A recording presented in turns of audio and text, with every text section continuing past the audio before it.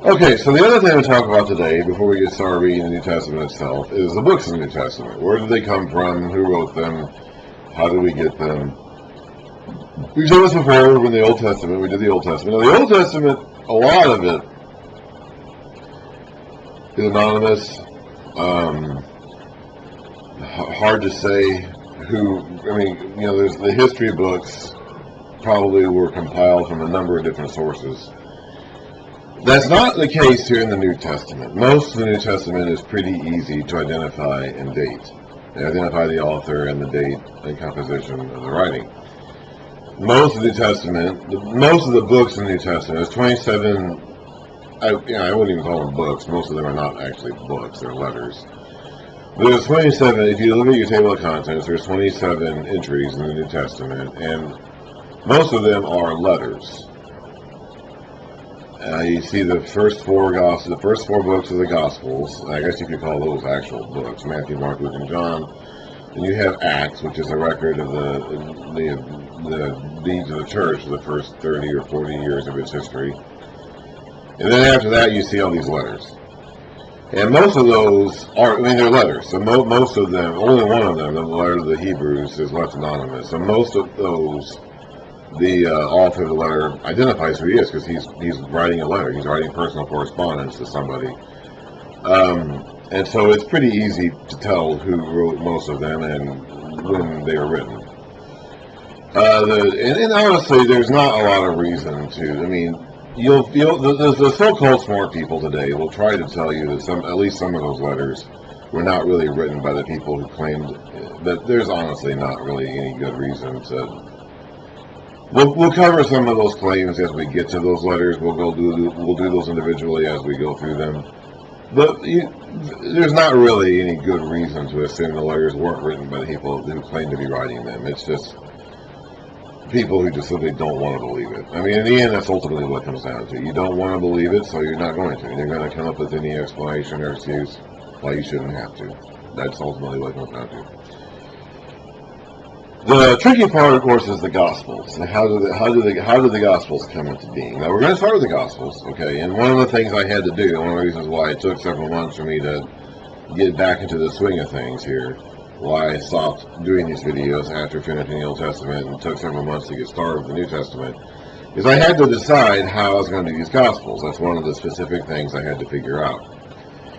Because they're messier. Like they're more tangled up. None of the Gospels have an author's name attached. Unlike the epistles, which all of them do except for one, none of the Gospels have a name attached to them in terms of who wrote them. And they kind of just present themselves as these things that exist. Like, where did these things come from? Now, two of the Gospels, Luke and John, will hint at the author's existence.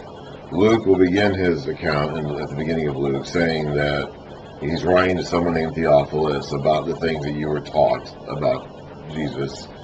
And it seemed good to me to do, he's saying, after having done his own thorough investigation into these matters, to present them to you, to present you an orderly account of these things. And Luke identifies himself as not having been an eyewitness, not having been present for these events himself. Now, he doesn't identify himself as Luke. Okay, we figure out it's Luke based on other evidence. The author himself does not identify himself as Luke. But he does identify himself. He does speak personally to his intended audience at the beginning of his letter. And in the letter of John, the Gospel of John, has several references to himself, especially later on, as the disciple whom Jesus loved. Never identifies himself by name, but we can identify who it is based on what that disciple is doing in other Gospels, and we can figure out, okay, this is John. And he identifies himself as, like, this is the disciple who's writing this down. So in those two Gospels, we do get a reference to the author within the text. In Matthew and Mark, we don't. At least not directly. There's lots and lots and lots and lots of New Testament documents, manuscripts, and New Testament related documents and manuscripts. I mean, you don't have to worry about the authenticity of these documents. It's actually one of the things that's really interesting about the smart people's desire to dismiss the New Testament and their just ferocious efforts to pretend that these letters were decades later than they were or whatever.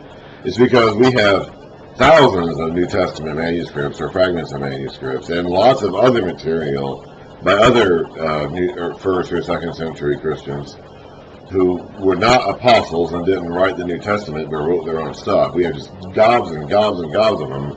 Far more New Testament related material writing than we have of anything else in the ancient world. And we accept that other stuff uncritically. Like the writings of Herodotus, the Greek historian from the 4th century BC, who wrote a lot of what we know about the Persians. Now, he was a Greek, okay? So he was writing about the Greeks from their enemies' point of view. He was writing about the Persians, I should say, from their enemies' point of view. And this is before Greek conquered Persia, so this was during the time when Greek was fighting Persia but not overcoming it. And he was a Greek, so he had a definite perspective in the war, and we accept his history, even though we don't have copies of his books of history anywhere near as ancient and reliable as we have for the New Testament. We have many more New Testament fragments or copies, much closer in time to when they were originally written than we do of any other ancient documents. But for some reason, we don't accept the New Testament documents, although we do accept the veracity and authenticity of all these other document sources. And again, that just is because we just flat out don't want to believe it. I mean, in the end, the evidence is there. We just choose not to want to believe it. You can't make someone believe something, okay? Even if it's true.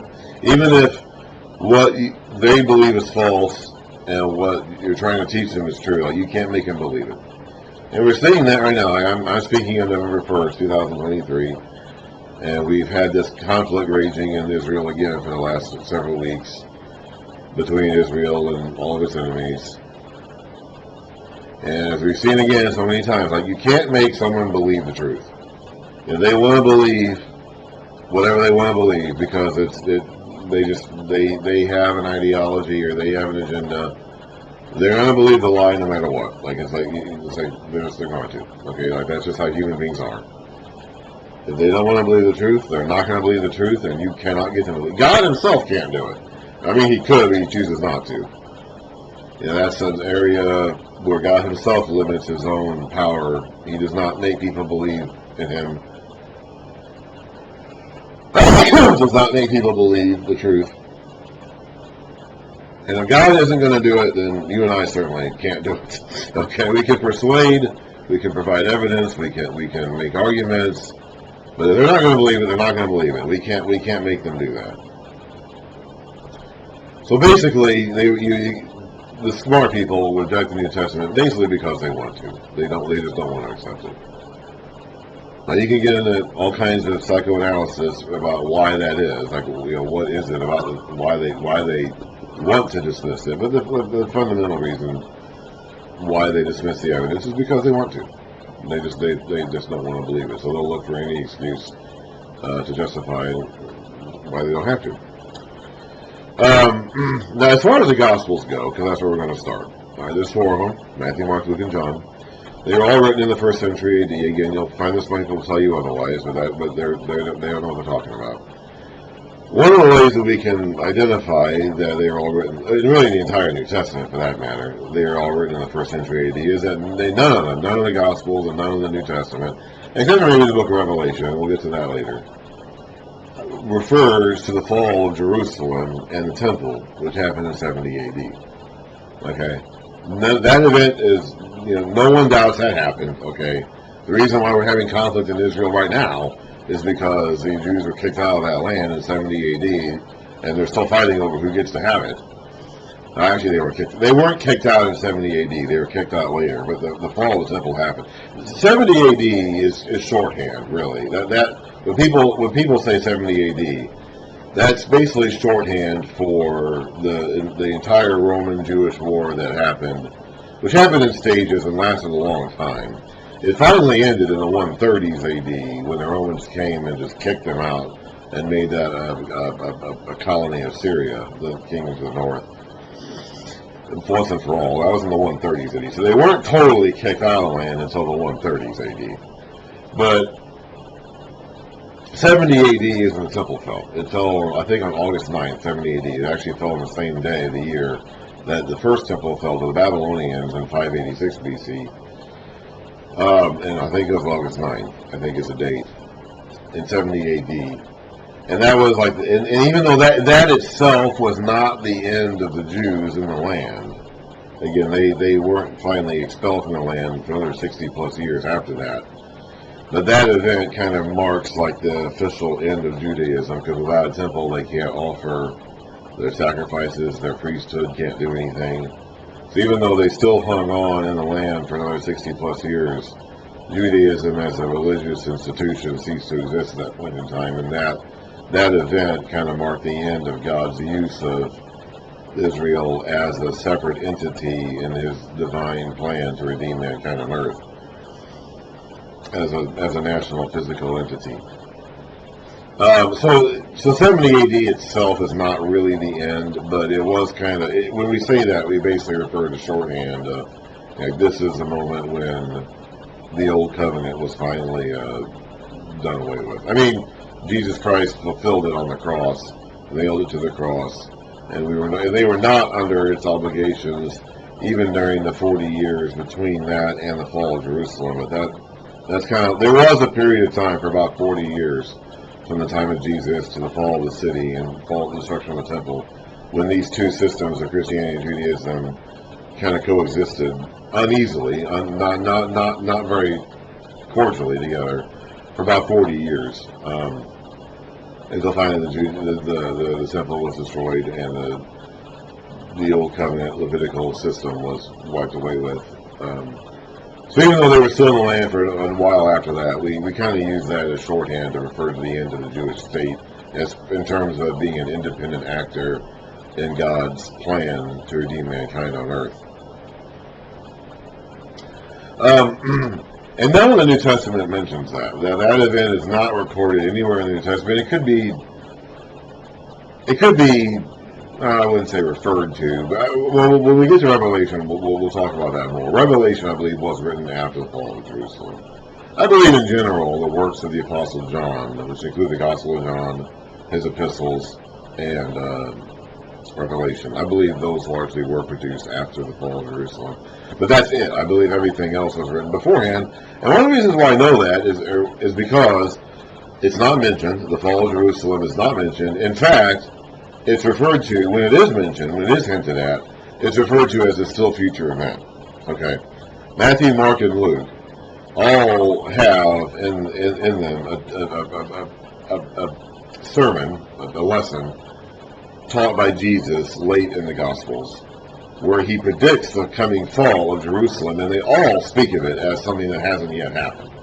And they all identify a sign to their readers as something they need to watch out for when this is going to come on, when this is going to take place, what you need to watch out for to know when you need to flee, when you literally need to flee for your lives. So get out of there, flee to the hills, get away as fast as you can, or else you're going to die. And so at the time those Gospels were written, that hadn't happened yet, and they were still interested in advising their readers, warning their readers what to look out for to get out of there when it does happen. So we know, based on that alone, that Matthew, Mark, and Luke were all written and finished and disseminated and spread and read by the churches before the fall of Jerusalem. So that alone puts all of them, the date of their writing, before 70 AD. Now, John may have been written afterwards. John, I believe, is well after the others and is aware of the others and is not telling the same story as the others do. But those three, and John does not have in it a reference to Jesus' speech about the coming fall of the temple. So I believe in, we'll get to John, and we'll cover these all individually when we get there. I'm just giving an overview right now. But all three of the other Gospels do contain prophecies about the fall of the city as though it hasn't yet happened. And even, in fact, as though the siege, even that event itself, when the city fell and the temple was destroyed, that was just one part of a several-year-long war. That actually started in 66 AD and went on to 73 AD. So that event itself was only like a halfway point.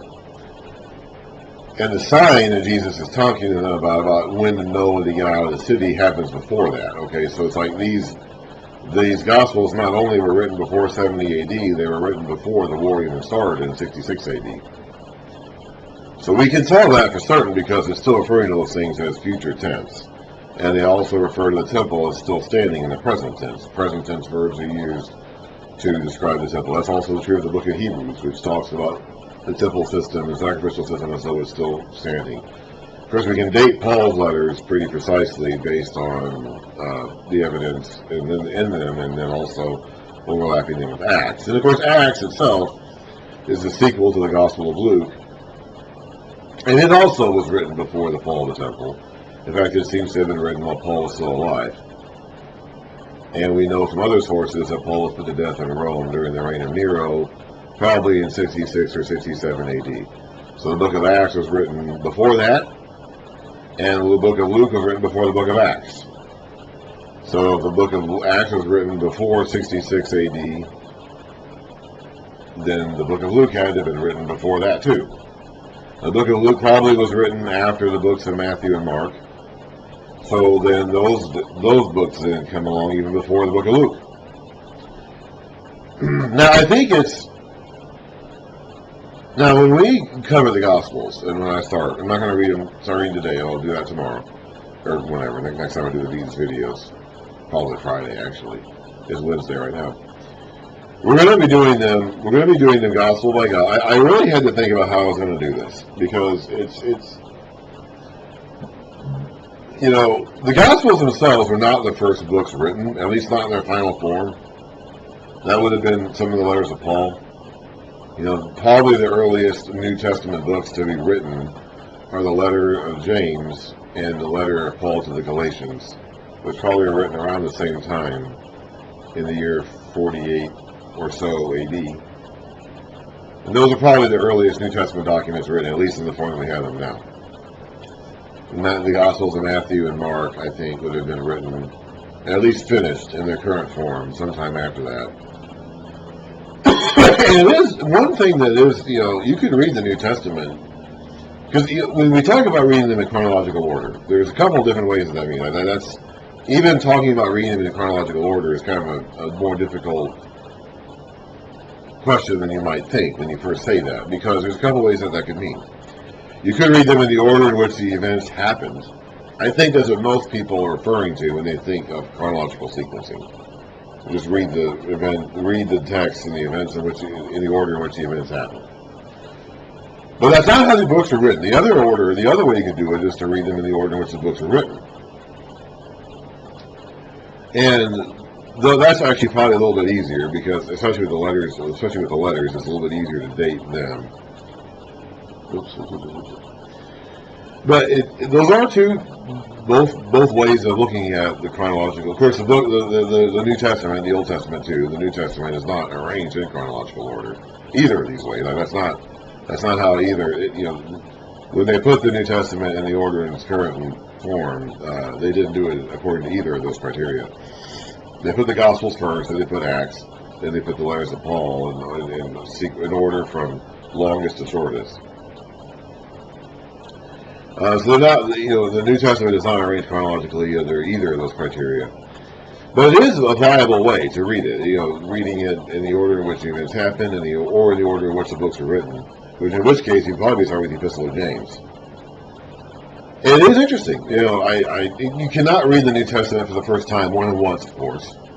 But it is, if you haven't read the New Testament that way, starting in the order in which the books are likely written, or at least finished in their final form, it's interesting, because then you start with James and Galatians, and then 1st and 2nd Thessalonians, and you're reading about the testimony of the apostles without having read the accounts of the life of Christ, because those hadn't been finished yet when those early New Testament letters were written.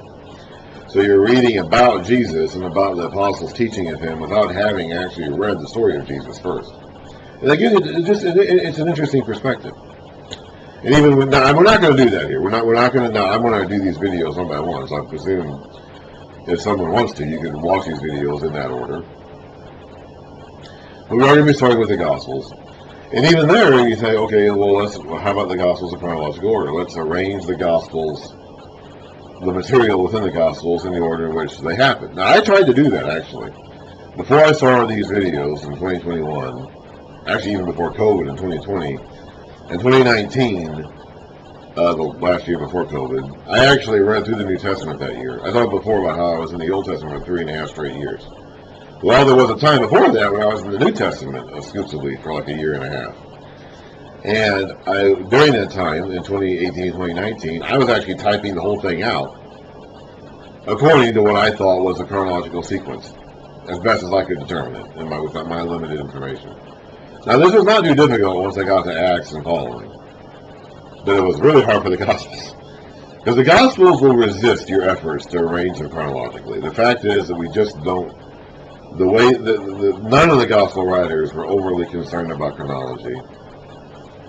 And they did not put the events in order.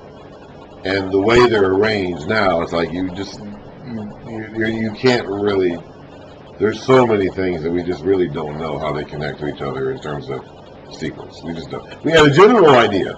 We have a general idea of Jesus' movements and the shape of his ministry, his life and ministry, from beginning to end. In terms of like piecing together the individual stories in one long chronology, you just can't do it. It just can't be done. I mean, again, literally, the Gospels will resist your efforts to do that, because they will the Gospels take the same stories, especially the first 3 of them, and they put them in different places in their chronological narratives, and you just can't. You have to pick something. You have to say, okay, this event, which one Gospel writer says happened here. Another Gospel writer says it happened here. It's like, well, it had to happen somewhere, but it's like, I don't know. I mean, I know in terms of like where it fell in the timeline. Okay. So and yes, smarter people than I am, and I mean that in a positive sense now, of course, can do better probably than I did in trying to pick it apart, and because you can also, I mean, Jesus was a physical person. And he had to move in a physical body, so he walked around or rode in a boat everywhere. So you can somewhat piece together the sequence of events based on the geographical location and just how he was moving around. He didn't start appearing and disappearing at will until after the resurrection. So during his ministry, he was physically walking everywhere he went or riding in a boat. And so you can kind of piece together some of the puzzle by just viewing his movements around the map. But it's difficult, but however, there is value in it, and they weren't meant to be read that way. So it's like we shouldn't get too hung up on reading in chronological order, because they weren't meant to be read that way. The Bible itself was not meant to be read that way. The chronological sequencing just was not that big of a deal to the ancient mind. It just wasn't that. It's important to us today. And it's not like it wasn't important to them. It's not like they didn't care about it at all. But it was not their primary consideration. We put a lot more value on that than they did. We put a lot more value on arranging our stories chronologically and according to some kind of timeline or framework than they did. Like it matters a lot more to us than it did to them. It's not to say that it didn't matter to them at all, but it didn't matter to them very much. Other things mattered to them more. Like Matthew, for example. Matthew was much more concerned about recording the teachings of Jesus than about the doings.